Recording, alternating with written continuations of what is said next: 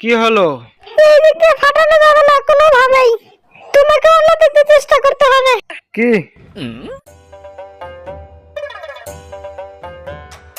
আচ্ছা তুমি যেহেতু বলেছো তাহলে আমি এই দেখো সুইসারে ফাটাবো।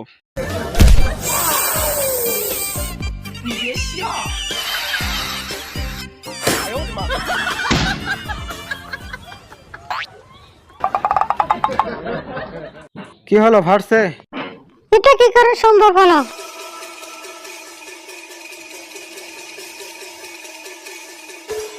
তোমাকে ওটার মতো হতে হবে।